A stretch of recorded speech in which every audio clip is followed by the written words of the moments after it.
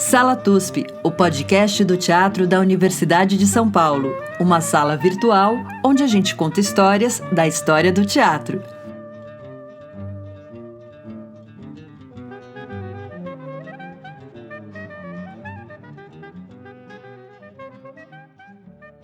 Olá, ouvintes do Sala TUSP. Essa é a nossa sala virtual onde a gente conta histórias da história do teatro. E a gente conecta a sala das pessoas, já que estamos todos confinados nesta pandemia. Hoje estou eu aqui, Maria Tendlau, na minha sala em São Paulo. Novamente conosco, dessa vez podendo falar, Chico Pérez, na sua sala em Bauru. E nós vamos conectar a sala de Joana Albuquerque. O luxo, nossa querida Joana, hoje vem conversar com a gente sobre o trabalho de pesquisa dela e sobre a geração 80 do Teatro Nacional. Oi, Joana. Oi, Maria, que prazer estar aqui com vocês na Sala TUSP. Vou confessar que é o primeiro podcast que eu estou participando.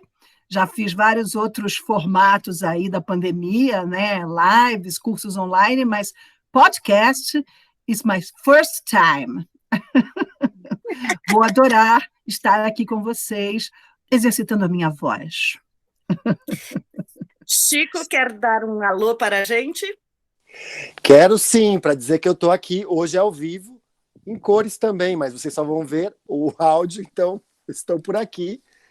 E estou bem ansioso, porque esse é um tema que me interessa bastante. Bom, então eu vou começar apresentando a Joana. É uma apresentação longa, mas eu fiz questão, porque é importante, gente. Pesquisador nesse país tem que ser louvado e engrandecido, porque é árduo. A Joana Albuquerque é muitas coisas, ela é diretora, ela é atriz, ela é pesquisadora e teórica de teatro. Bom, ela fez um pós-doutorado com supervisão da Maria Thaís, que é estudos, ensaios e aulas sobre pedagogia da encenação. Ela também tem um doutorado sobre o teatro experimental da década entre 67 e 78, que teve a orientação do João Roberto Faria, e ela é mestre em direção teatral pela Unirio. Essas duas primeiras pesquisas foram pela USP, ela é mestre em direção teatral pela Unirio e também bacharel em direção teatral pela ECA-USP. Mas antes de se bacharelar, ela se formou como atriz na CAL, porque Joana Albuquerque é uma boa filha da terra da Guanabara. Ela dirige uma companhia que já tem 20 anos, incrível, Companhia Bendita Trupe, que já tem 17 espetáculos adultos e infantis encenados, e ela teve o privilégio, não sei se privilégio dela ou do Instituto Cultural Itaú, mas de coordenar a Enciclopédia Itaú Cultural de Teatro, a qual vocês provavelmente acessam, e se não acessam, passem a acessar, que está online, aí para quem quiser, onde ela trabalha com verbetes de pessoas, personalidades, companhias, grupos, espetáculos, enfim, história do teatro no país. Ela trabalhou com Ian Michalski, que a gente falou num outro podcast sobre o Flávio Império, então acho bom citar que ela fez um trabalho muito legal com Ian, que já é falecido, que era um crítico carioca, e colaborou com ele na pesquisa sobre o livro do Zambinski e o teatro brasileiro. É isso e muito mais, mas enfim, por hora, só para lastrear aí essa nossa conversa, para a gente saber que a gente está aqui com uma pessoa especialíssima. Quer acrescentar algo, Joana? Só agradecer essa sua apresentação tão esmiuçada, detalhada. Adorei, muito obrigada. Joana, olha só, você tem um projeto de pesquisa e que foi o que originou aqui esse desejo da gente conversar, que é trabalhar a partir de recortes geracionais sobre a evolução da encenação no eixo Rio-São Paulo. Eu queria saber por que você parte da encenação e o que é esse recorte geracional. Na verdade, assim, eu talvez faria uma revisão no sentido que eu estou priorizando a cena. E, nesse sentido, a encenação, ela engloba tudo. Não só o trabalho do encenador, mas também os atores, o trabalho com a dramaturgia, os colaboradores, né, a luz, a música, a cenografia, e mesmo até a produção, porque Trata-se de um olhar histórico, então ele tenta abarcar um pouco esse olhar panorâmico por sobre a história da cena, concentrado no eixo Rio-São Paulo, né? Que é onde eu me aprofundei na minha pesquisa.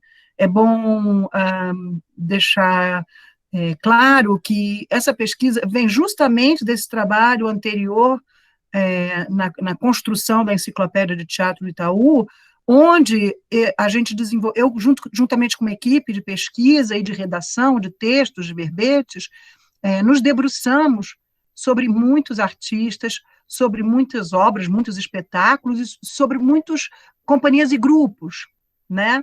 Então, isso me permitiu ter um olhar um pouco mais vertical por sobre essa história, né? Tendo um olhar mais panorâmico. E eu comecei a pensar como é que eu poderia compartilhar esse conhecimento de uma forma mais organizada e sintética, mesmo que através de uma abordagem panorâmica. Foi aí que eu cheguei nesse lugar de pensar como é que eu poderia agrupar certos conjuntos de criação através de algum parâmetro. E o que eu acabei descobrindo, que o parâmetro maior é geracional. Porque cada geração, de alguma forma, acaba por desenvolver procedimentos, né, linguagens, e mesmo uma forma de pensar o mundo que de alguma forma os reúne, fazem eles estabelecerem um diálogo mais direto, né? E isso, na verdade, se transformou numa nova paixão, que foi o meu pós-doc, e que se transformou num curso que eu venho dando por aí, que é o histórico biográfico da cena no eixo Rio-São Paulo, um percurso por sobre 7 gerações de artistas de teatro concentrados no eixo Rio-São Paulo. E aí você parte, assim, são 7 gerações, é isso? 7 gerações. A primeira geração que você inicia é 1940. E aí eu queria entender, porque a historiografia nacional meio se debruça sobre essa data como uma data chave, exatamente, essa década como uma década-chave de uma cena brasileira. Realmente uma cena moderna brasileira. Eu queria entender se foi nesse momento em que a cena em si toma primazia, ou se é por outro viés que esse dado temporal é escolhido. Olha, Maria, essa questão ela é muito interessante e polêmica. Existe uma certa dualidade, né, ou como é que eu vou dizer, um antagonismo entre 2 grupos teóricos, em que um grupo teórico mais, vamos dizer, paulistano, acredita que realmente a modernização do teatro ou essa primazia do advento da encenação na cena nacional, ela aconteceu por ruptura a partir da chegada de diretores estrangeiros que foram convidados pelo Teatro Brasileiro de Comédia para estabelecerem um teatro verdadeiramente, entre aspas, artístico, voltado para uma ideia de teatro de equipe, onde existe uma figura do encenador que pensa a cena e estabelece uma hierarquia de trabalho, uma disciplina, uma pedagogia, até de certa forma, da aprendizagem, da atuação, né? Uma abordagem por sobre os textos voltados mais ao cânone da dramaturgia ocidental. Isso são o que os paulistas acreditam, né? E, nesse sentido, o Ziembinski é o pioneiro, né? O Zimba, também polonês, como Jan Michalski, que foi a pessoa que me permitiu ter acesso ao trabalho do Zimba, que foi, na verdade, o start para eu mergulhar nessa história toda, e que é essa data emblemática de 1943, com o vestido de noiva, paradoxalmente no Rio, né, pelos comediantes, né?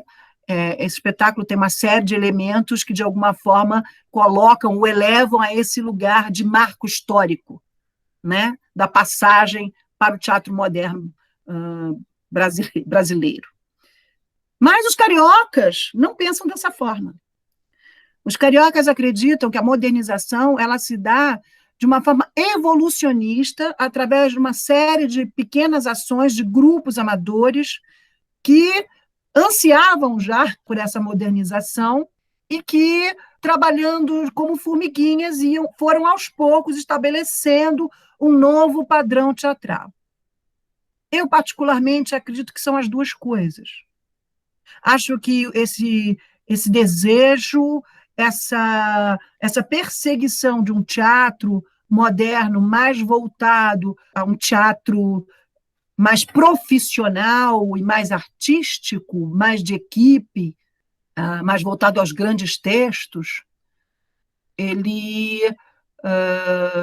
realmente ele ganha o poder cênico através desses diretores estrangeiros que tinham esse know-how, mesmo que muitos deles tenham desenvolvido isso mais fortemente no Brasil mesmo. Se a gente pensar no Adolfo Celli, por exemplo, que é o diretor artístico do TBC, ele chegou aqui com 23 anos, ele era uma criança, ele tinha uma formação de escola, né, de universidade. Mas ele tinha bagagem do conhecimento das coisas que ele viu, né? O Ziembinski, diferentemente, foi um diretor que trabalhou muito já antes de chegar aqui, assim como o Gianni Ratto também.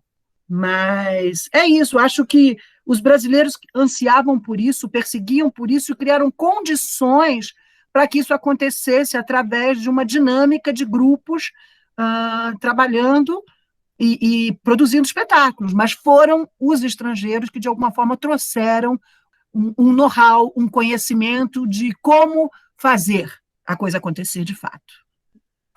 E, Joana, isso não teria... Agora é uma dúvida minha, eu estava conversando sobre a Dulcina com a Raíssa Gregori, que depois vai vir aqui conversando com a gente, e falando sobre uma certa maldição, não é maldição, mas um certo nome que pegou nela, do tipo que ela fazia um teatro que acabado, um teatro muito careta, vamos dizer, e que essa história pregressa do teatro brasileiro um pouco foi apagada por essa determinação da historiografia do teatro nacional começar na década de 40, começar com a vinda dos encenadores estrangeiros. Isso é uma pergunta, mas ela se alia a outra. Essa modificação se daria não só na cena, mas também nas formas de organização interna dos processos de criação, né? Quando você fala disso, você está falando de outras formas, maneiras de produção dentro dos processos de criação? Então, essa questão que você colocou da Dulcina e da geração da Dulcina, ela vai diretamente de encontro a isso que eu acabei de relatar, dessa diferença que existe entre dois grupos teóricos, né? Essa geração continuou trabalhando, né? Essa geração anterior, né? Que são das grandes estrelas, grandes empresários, donos de companhia, né? E também, em paralelo, o próprio teatro de revista, a chanchada, uma série de circo, uma série de manifestações populares que, de certa forma, sim, para esses teóricos que estavam buscando um teatro mais burguês, mais voltado a uma intelectualidade e a uma classe privilegiada, sim, eles tentaram apagar, não só apagar, mas minimizar essas gerações anteriores e essas tendências artísticas, esses gêneros, mas a verdade é que essa geração ela foi áurea, né? Essa geração das grandes estrelas empresários. É que era um teatro diferente, era um teatro feito de uma outra forma. Agora, quando se estabelece, por exemplo, a primeira geração, que é, na verdade, a que consolida uma ideia de modernização no teatro, e continua uma estrutura empresarial, na verdade, acho que foi a única geração que se privilegiou desse lugar empresarial, onde o empresariado bancava o teatro.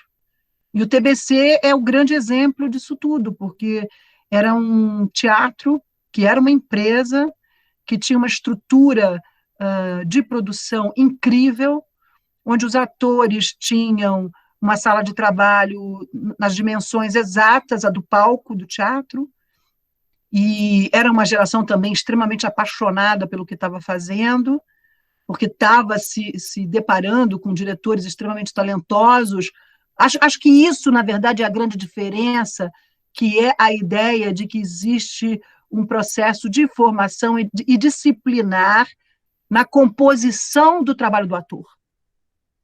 Eu acho que é isso que, na verdade, diferencia e traz um ganho nessa ideia do teatro moderno, sabe? Mesmo que a escola, propriamente, só tenha vindo na geração posterior, e é importante até dizer que a Dulcina é uma das fundadoras de uma escola de teatro, que é a Fundação Brasileira de Teatro, isso é mérito dela também, só que no Rio, em São Paulo, a EAD, ela é fundada no mesmo ano que o TBC, que é 1948, mas, de fato, os atores do TBC não se formaram nessa escola, eles se formaram na escola do TBC. É a geração posterior que vai trazer esse conhecimento da escola, da Escola de Arte Dramática, no caso de São Paulo, que já é a geração dos grupos ideológicos, que nasce no final dos anos 50, né, e vai até também meados, final dos anos 60. É engraçado, porque se a gente olhar por um lado, tem uma estrutura empresarial que os aproxima até. A geração anterior da Dulcina e a geração do TBC. São empresários, são atores contratados e tal. O que modifica, na verdade, mais é um princípio de trabalho e um certo desejo de desbravar e trazer uma inovação cênica. Essa ideia de novo, né? Essa ideia de novo e essa obsessão. O pessoal do TBC, eles eram obcecados, eles ensaiavam o tempo todo, eles faziam espetáculos, acabavam os espetáculos, jantavam, voltavam para a sala de ensaio, ensaiavam até as 3 da manhã. Então, assim, hoje em dia, empresarialmente, isso seria impossível. De certa forma, pegou nas gerações posteriores, né? Obsessivas também, né? Pensando no Arena, na Oficina, em ensaios... Totalmente. E totalmente sem ganhar. Tem uma história que essa Helena, isso é uma história que a gente brincava em casa. Quando alguém era muito humilde, a gente dizia: olha, para mim café com leite basta. Porque essa Helena, num ensaio do Oficina, não comia, aí lá pelas tantas desmaiou de fome. Aí quando ela acordou, alguém falou: mas Célia, você não quer que a gente busque um sanduíche para você? Ela: não, para mim café com leite basta. Que maravilha! Adorei! Jargão de família. Vamos fazer um pulo radical aqui, porque a gente, de certa forma, tem coberto essa geração, especialmente a da década de 60. Depois precisamos fazer um outro papo sobre os grupos alternativos anteriores à quinta geração que a gente vai falar, mas hoje nós vamos conversar da geração de número 5, né, dentro desse recorte, que compreende o período de 1986 a 95, né, que a gente costuma chamar de geração 80. Então, fazendo este pulo, este salto, sem rede, o que é que determina a virada para essa geração e qual que é a característica principal dela?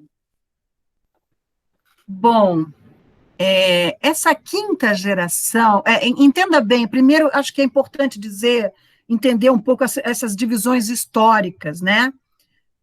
Essas divisões dessas gerações, né? Toda vez que, no meu entendimento, né, na pesquisa que eu efetivei, o que faz uma geração seguir após a outra e ganhar um espaço é sempre quando surge novas formas de fazer, né? A tal da inovação.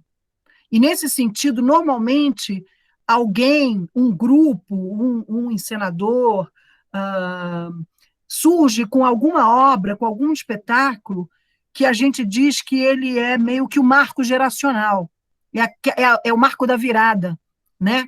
É aquele espetáculo que, de alguma forma, sinaliza um caminho novo para que outros artistas começam a se sentir influenciados ou referenciados por essa obra e passam a construir um diálogo cênico com esse artista e com esses espetáculos. Aí surgem novos espetáculos, e quando você vê, você começa a perceber que esses espetáculos têm algo comum e muito diferente da geração anterior, né?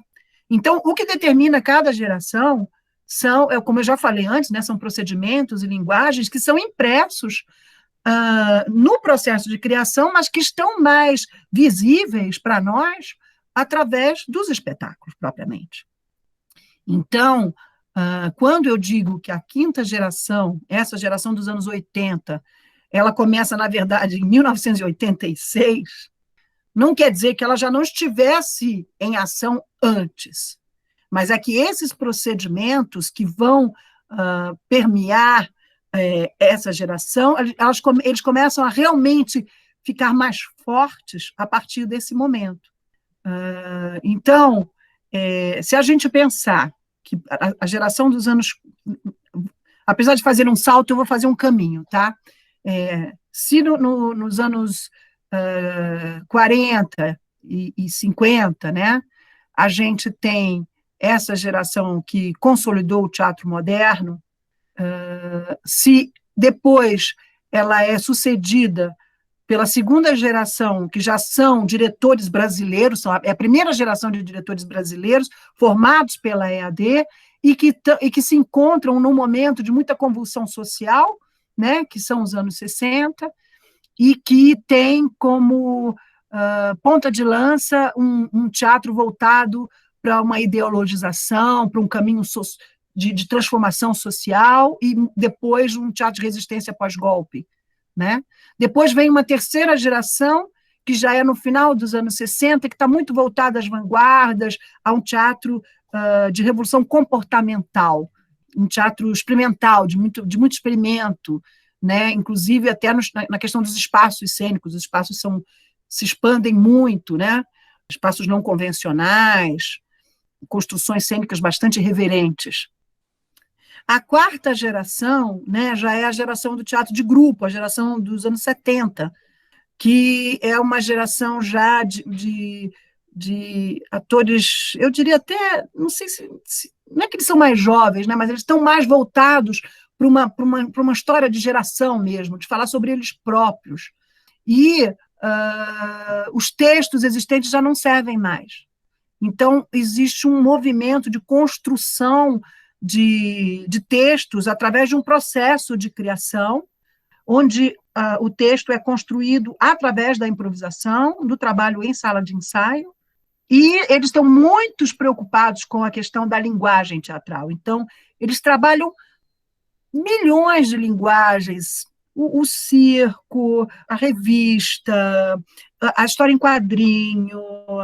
Para eles não existe essa diferença entre clássico e erudito, então eles podem até usar uma música clássica, usar um texto clássico, mas eles também usam uma música dos Rolling Stones no nível horizontal como elemento de pesquisa. Tudo é elemento a colaborar na construção da cena. Eles não estão muito voltados para a preocupação de teatro político, pelo contrário, é uma geração que é um pouco avessa a isso, né? Ela está mais próxima até da geração anterior, que está voltada a uma revolução comportamental, a descoberta de si mesmo, né? E do grupo, na ideia do grupo, de fazer teatro a qualquer custo, a qualquer preço, porque foi uma época muito precária no teatro, muito precária. O teatro era feito em espaços muito alternativos. E é fruto dessas gerações que surge a quinta geração. Essa quinta geração, ela tem como principais elementos que a caracterizam, primeiro é a figura de um encenador-autor. Existe um diretor com uma mão bastante firme que determina a construção da cena. Existe um ator mais voltado à corporalidade, ele tem mais domínio do seu corpo, um ator bailarino, menos habilidade com a questão do texto, mas muito mais movimento, a primazia do movimento. Até por isso, trata-se de um teatro imagético, um teatro de imagens, né, um teatro pictórico, e também um teatro que dá muita luz ao processo de criação, porque o processo, ele de alguma forma, ele se estende no próprio espetáculo. É importante entender que, a partir do momento em que você encontra esse poder hegemônico do encenador, a gente chega nesse lugar da escritura cênica, onde o trabalho de criação é justamente realizado dentro da sala de ensaio e resulta no próprio espetáculo. O teatro, de certa forma, ele ultrapassa a exigência da transposição. Até nesse sentido, esses encenadores eles passam a preferir fontes não dramáticas, né? Trabalhar com literatura, com tema, com manifesto, com textos teóricos, textos filosóficos, inclusive fazendo uso da intertextualidade, né? Eles gostam de trabalhar costurando muitos textos. Então, nesse sentido, a matéria-prima de criação agora ela é priorizada pela técnica, pela visão de mundo e pelo exercício cênico dos integrantes da equipe. Ou seja, o processo na sala de ensaios torna-se a obra-prima maior da criação do conjunto. É um processo, Joana, que é feito a partir dessa fisicalidade, da contribuição dos atores, mas ele é um processo bastante autoral, né? Ele tem uma forma hierárquica de condução disso e uma assinatura muito precisa. Então, eu queria saber um pouco, primeiro, a gente falar quem são esses autores esses diretores, encenadores mais reconhecidos nesse período, e um pouco perceber se eles têm, de fato, em termos de linguagem, uma unidade, ou se essa unidade é em termos de procedimento. Eles, na verdade, eles se aproximam através dos procedimentos, mas eles têm linguagens muito, muito próprias, né? Eles têm assinaturas, né? Então, encabeçando isso, a gente tem o Gerald Thomas, que tem esse grupo chamado Teatro de Ópera Seca. Inclusive, essa data de marco geracional, 1986, é a data do espetáculo Eletra Concreta, que foi um espetáculo realmente de ruptura, do Gerald Thomas, que é, na verdade, o espetáculo que origina esse conjunto, onde estão Beth Coelho, Vera Holtz, Maria Alice Vergueiro, o Luiz Damasceno, né? Só para citar alguns. Né? O Gerald é um diretor que tem uma assinatura muito forte, o processo está sempre colocado no espetáculo o tempo todo, inclusive ele é um diretor que comenta a cena através de uma voz em off, a própria voz dele. É um cara que tem um domínio da luz muito forte, muito presente, marcante na cena, como também uma colaboradora fundamental, a Daniela Thomas, como cenógrafa, né? Que foi onde ela surgiu, e um texto bastante fragmentado, não aristotélico, um texto confuso, inclusive. Um texto bastante confuso. E os atores trabalham uma pegada bastante não psicológica e uma corporalidade rígida, muito, muito construída. E é engraçado, porque aparentemente é um teatro sério, mas no fundo mesmo é um teatro extremamente cômico. É quando você se permite entender a obra do Gerald. A Bia Lessa, que é a outra também cabeça de geração, a Bia não chegou a ter grupos, né, mas ela tinha uma característica muito própria de chamar os espetáculos dela de ensaios e exercícios. Isso, na verdade, foi um procedimento extremamente pioneiro, que para nós hoje é muito comum, né? Essa coisa do inacabamento. Foi ela que trouxe um pouco essa ideia de inacabamento. E construiu espetáculos muito lindos, exercício número 1, ensaio número 1, depois os processos. Outro espetáculo muito interessante da Bia é o Orlando, né, que é com a Júlia Lemet, com a Fernanda Torres, Otávio Miller também, um espetáculo maravilhoso, maravilhoso. Tem algumas imagens desse espetáculo fortíssimas, como um banho de terra da Fernandinha, porque era um espetáculo que se dava num teatro que tinha um pé direito bem alto, né? Então você via assim cair um chuveiro de terra na Fernandinha nua, era uma imagem maravilhosa. E uma outra imagem mais forte ainda eram umas cadeiras de ferro. As cadeiras, que era a cena dela andando sobre o rio congelado. Era maravilhoso, não vou esquecer isso nunca. Né, que as cordas iam puxando aquelas cadeiras, e a gente ia ouvindo aquelas cadeiras roçando no chão, sendo arrastadas para fora de cena. Era uma metáfora lindíssima, né? A Bia Lessa bebeu muito no Tadeusz Kantor, nesse sentido, né, desses objetos maravilhosos, né, teatrais, assim. Ulisses Cruz, um diretor também com uma mão extremamente talentosa, um diretor muito voltado à corporalidade do ator, e, nesse sentido, ele teve uma parceria muito grande com esse grupo Boi Voador, que Adão Filho, Jaime Compre também na dramaturgia, Hélio Cícero, Domingos Quintiliano na luz, né? Isso é uma outra coisa muito importante, a primazia da luz nesses espetáculos, como é uma imagem extremamente pictórica, quase um quadro, né? A questão da luz é muito importante, e é uma geração que normalmente tem um iluminador, cada diretor tem um iluminador muito forte ao seu lado, ou ele próprio é o iluminador, como o caso do Gerald, né? Moacir Góes, com a Companhia de Encenação Teatral, no Rio, que também fez uma série de espetáculos maravilhosos e tinha um trabalho muito importante de dramaturgismo, né, com a Beth Rabet. Então, mesmo que ele se debruçasse sobre obras pré-escritas, clássicos, eles refaziam todo esse texto através da figura de uma dramaturgista na sala de ensaio, processando a criação dos atores.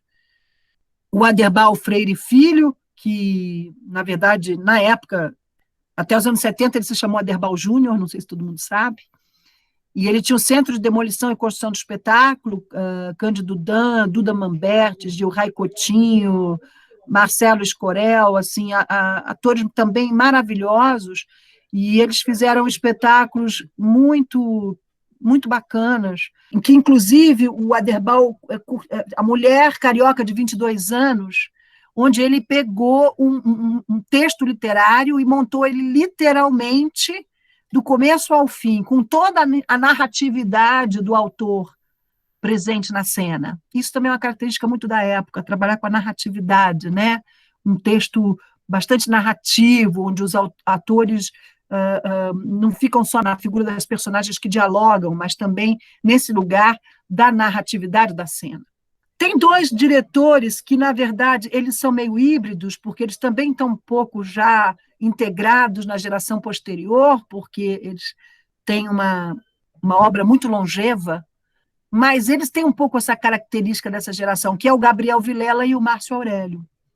O Gabriel Vilela, na verdade, ele vai surgir no final da década, né, com o Circo Grafite, mas ele tem uma cena extremamente imagética e é um diretor também com uma mão bastante firme em imprimir uma interpretação e um caminho concreto e firme para os atores, de uma construção muito própria, né? E o Márcio Aurélio, quase com razões inversas, com atores realmente maravilhosos, que esses nós conhecemos porque são da nossa geração, né?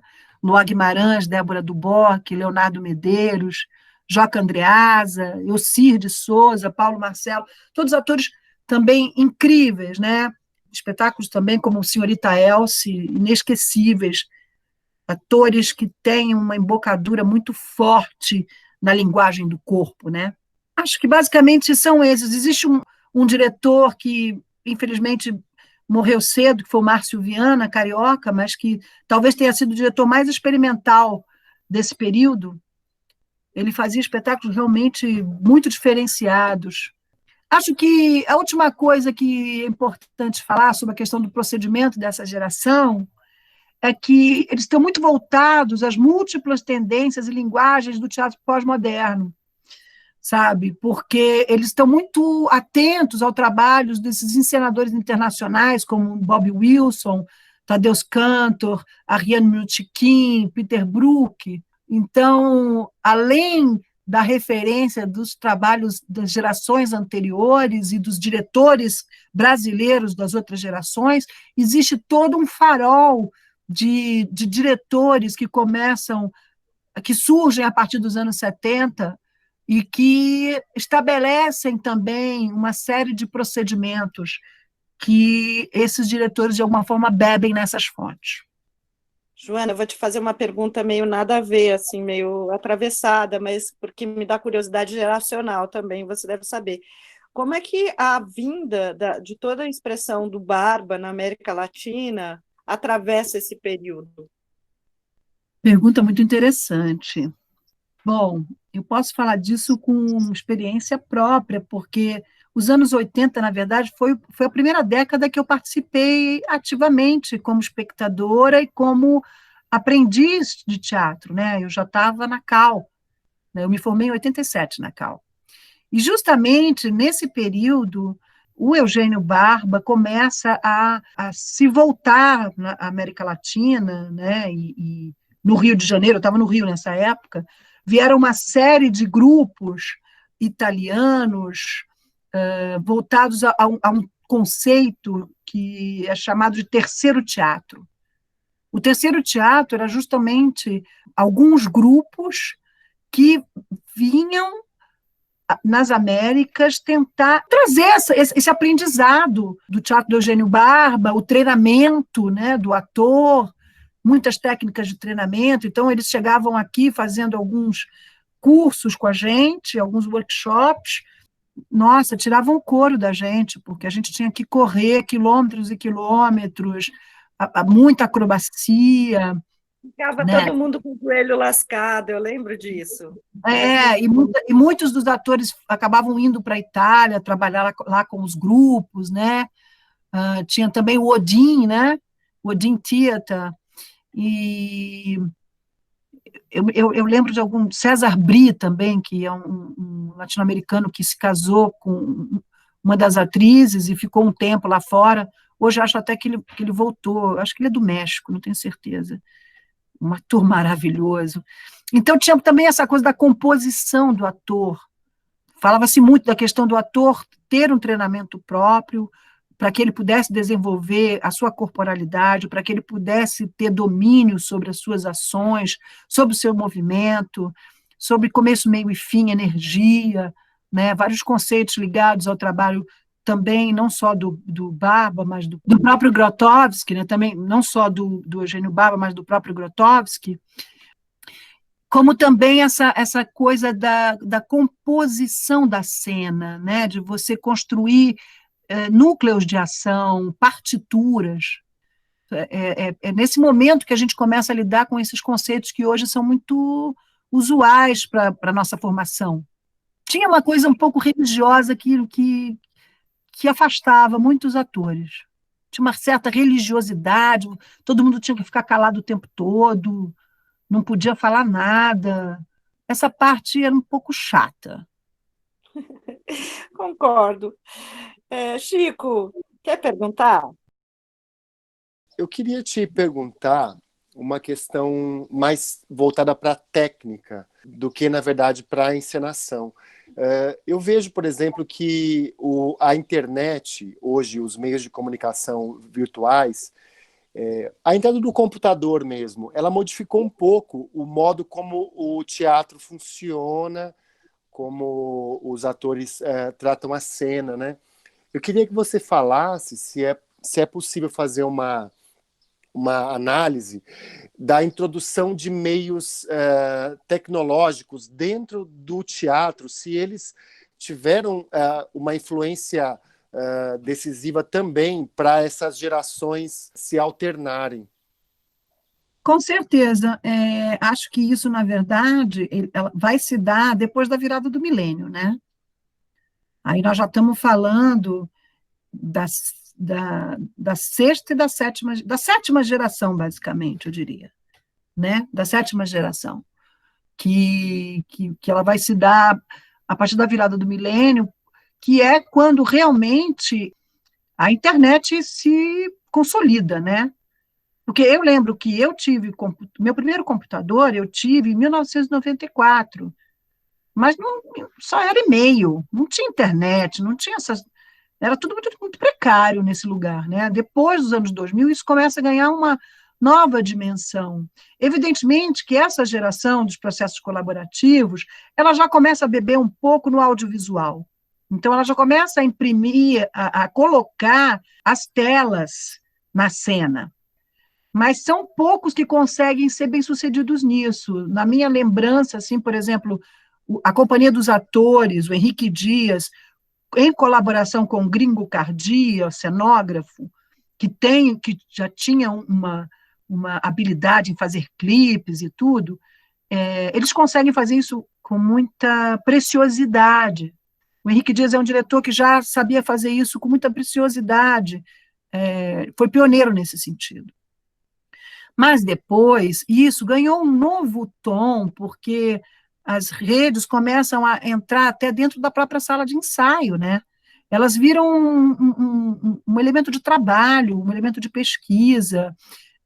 E essas gerações mais jovens, quando eu trabalho com os atores mais jovens, você encomenda uma cena, rapidamente eles já editam as próprias vozes, já mexem com as tecnologias e deixam a gente babando, porque eles nasceram não só com o computador, mas com a habilidade da utilização do celular, né?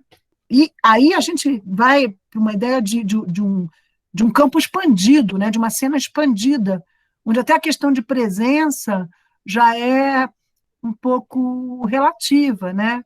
Porque a presença, ao mesmo tempo que ganha uma força muito grande no teatro contemporâneo, ela pode estar se dando de forma virtual.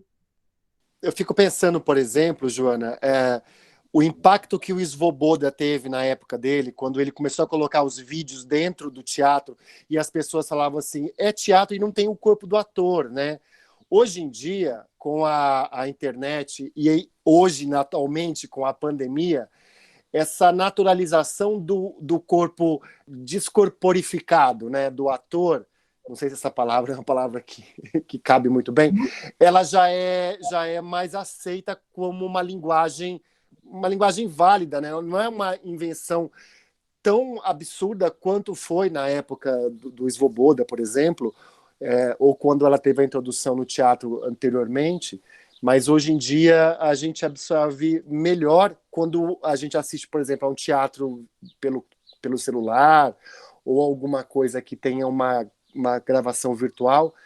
Eu fico pensando nesses saltos geracionais mesmo, por isso que essa pergunta para mim foi bem oportuna nesse momento, e a sua explicação é bacana nesse sentido também. Olha, Chico, isso aí que você falou, na verdade, foi além do que eu falei, porque eu estou falando de uma cena que se utiliza da internet, das telas, das múltiplas telas, na cena. Agora, isso que você está falando já é uma outra coisa, e aí surge a pergunta se nós já estamos vivendo uma nova virada geracional. Se a pandemia render muito, talvez nós já estejamos vivendo a nova virada geracional. Essa, né? Era a finalização da minha pergunta. Nós já estamos iniciando uma nova geração com essa pandemia que veio, né?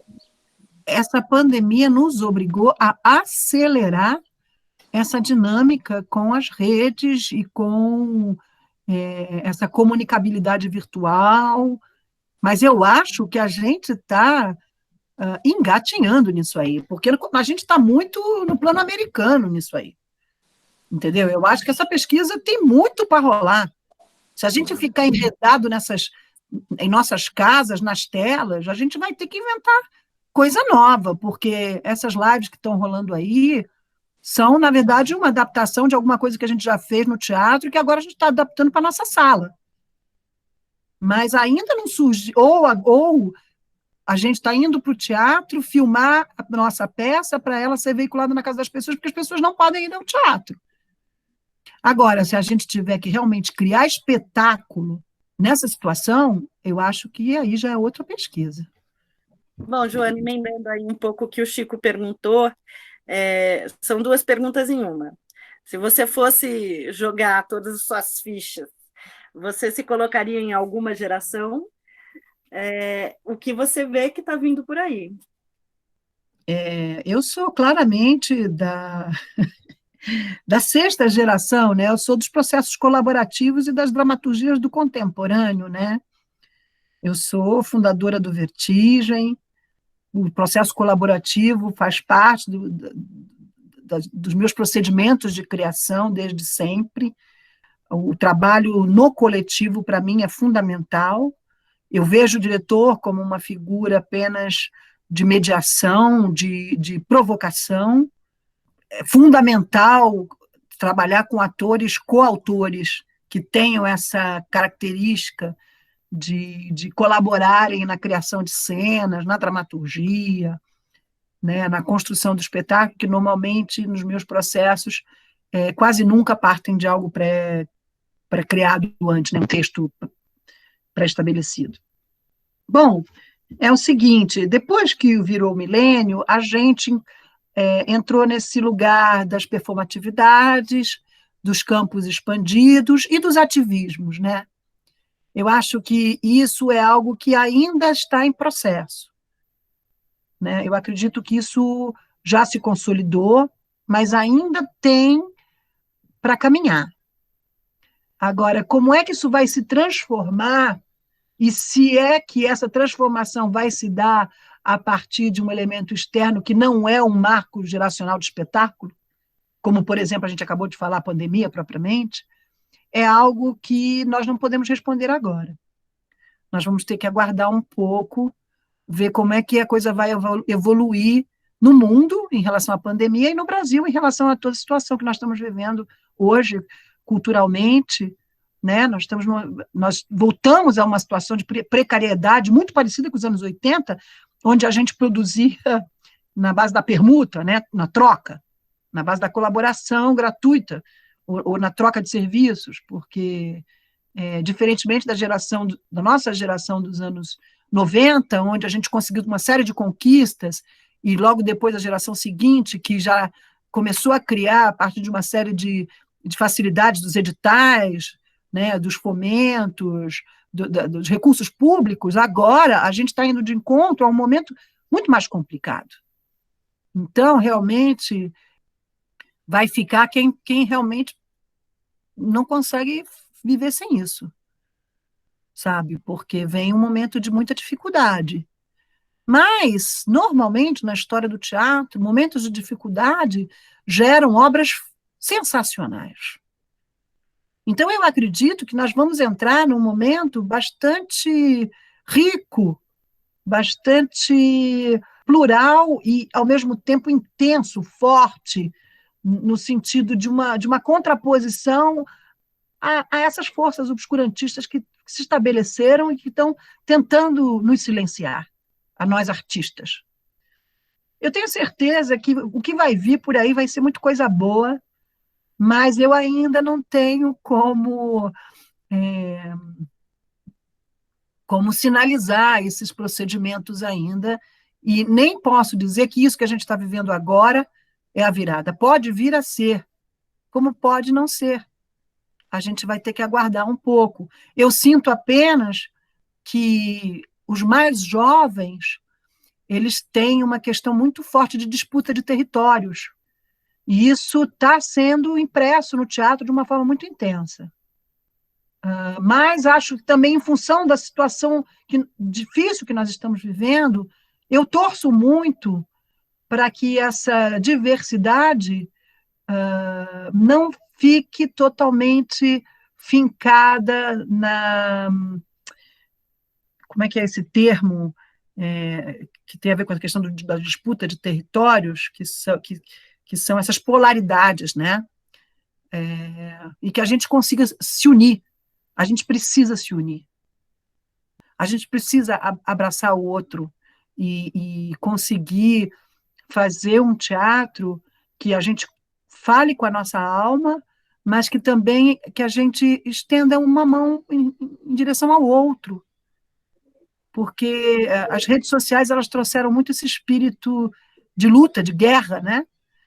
E isso, na verdade, gerou uma série de conquistas, evidentemente, mas também está levando a gente para um lugar onde a gente precisa se revisionar e descobrir mais esse espírito do coletivo, que é a base primal do teatro, eu acho. Joana, querida, eu adoro quando a gente faz esse corte com frases de efeito, mas frases potentes e verdadeiras. Então, eu vou terminar por aqui, agradecendo de você ter estendido a mão para nós e contado um pouco aí da sua pesquisa. Muito feliz de estar contigo. Nossa, eu só tenho a agradecer essas oportunidades de poder falar nesse momento tão isolado, né? É muito importante, faz a gente se sentir vivo, né? E poder compartilhar os meus conhecimentos, as minhas reflexões, as minhas dúvidas, para mim, só me enriquece, né? Fora colaborar com o TUSP, né? Que está ligado à USP e está ligado à geração, a minha geração, vocês todos são meus amigos de faculdade, e, assim, mais do que uma escola, é a minha casa, né? Então, para mim, uma honra imensa, um prazer enorme, e espero ter realmente conseguido colaborar com essas conversas de vocês. Vida longa aí para o podcast Sala TUSP e bora adiante, vamos seguir. Bom, esse foi o Sala TUSP e fiquem em casa, se puderem, manifestem-se de forma consciente e segura, mas não se calem, é o que eu tenho a dizer. Estendendo a mão para todos. Beijos.